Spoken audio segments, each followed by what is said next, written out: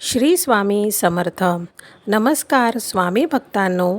आजच्या या व्हिडिओमध्ये आपण जाणून घेणार आहोत की श्री स्वामी समर्थांचे पारायण योग्य पद्धतीने कसे करावे, पारायण करताना कोणते नियम पाळावेत, कोणती काळजी घ्यावी आणि पारायणाचे आध्यात्मिक महत्त्व काय आहे.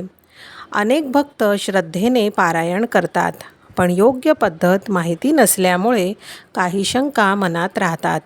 म्हणूनच आज आपण सोप्या भाषेत श्री स्वामी समर्थ पारायणाची संपूर्ण माहिती जाणून घेणार आहोत. म्हणून हा व्हिडिओ शेवटपर्यंत नक्की पहा. श्री स्वामी समर्थ.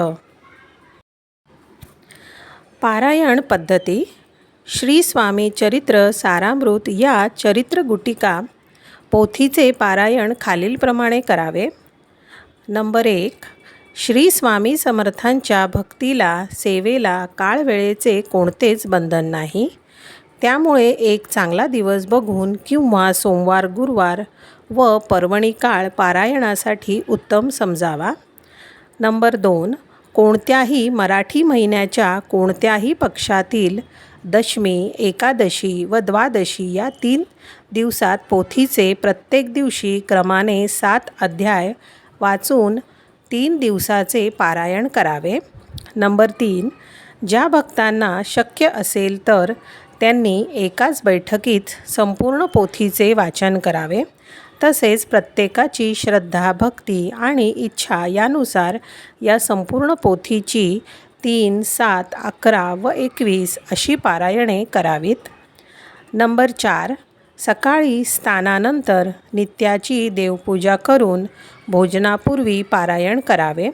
त्यासाठी वेळ निश्चित केल्यास उत्तम. स्नानानंतर शुद्ध वस्त्रे नेसून मस्तकी गंध लावावे. नित्याची देवपूजा करावी. कुलदेवता, इष्टदेवता, गुरुदेव व श्री स्वामींचे स्मरण करावे. वडीलधाऱ्यांना वंदन करावे.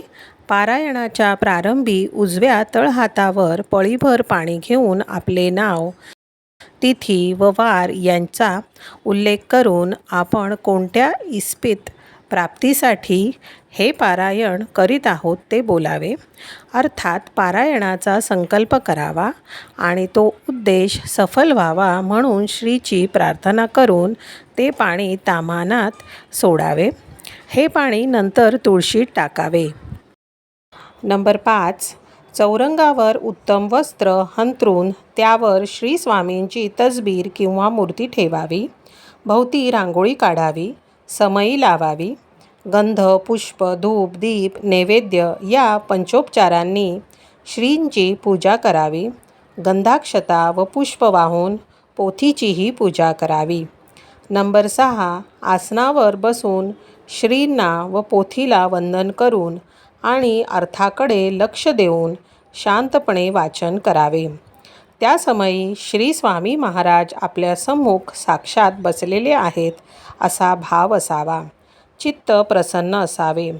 वाचन चालले असताना साजूक तुपाचा अखंड दीप लावावा. वाचन झाल्यावर स्वामींच्या तसबिरीला गंध, हळद, कुंकू व फूल वाहावे. उदबत्ती व दीप ओवाळून वंदन करावे. नैवेद्य दाखवावा व सर्वांनी प्रसाद घ्यावा. नंबर 7.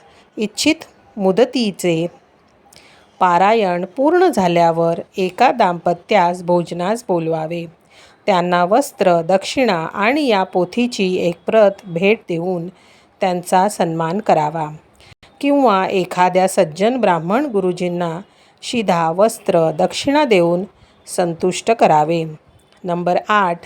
सायंकाळी जवळपास असलेल्या श्रींच्या मठात वा मंदिरात जाऊन श्रीचे दर्शन घेऊन यावे. नंबर 9. पारायण काळात सदाचाराने राहावे. एक भक्त राहावे.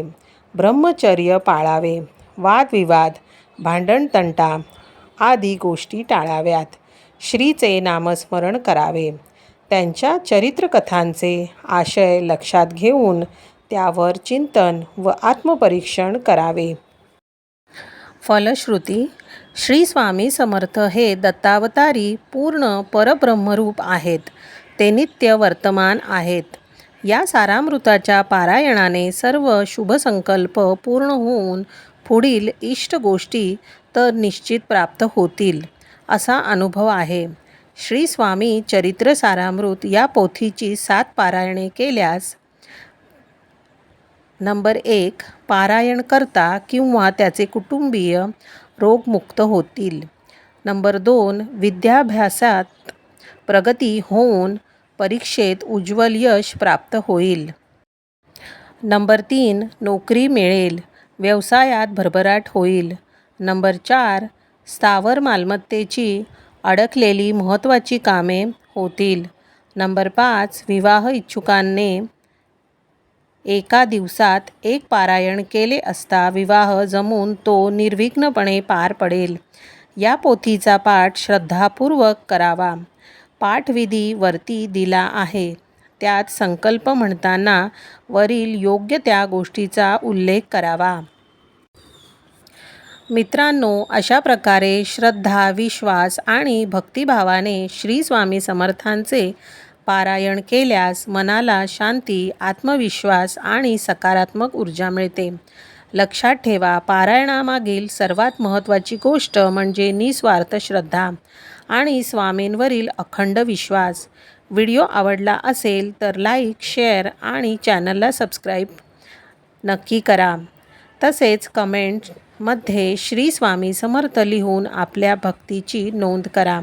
पुन्हा भेटूया अशाच एका नवीन आणि प्रेरणादायी व्हिडिओमध्ये.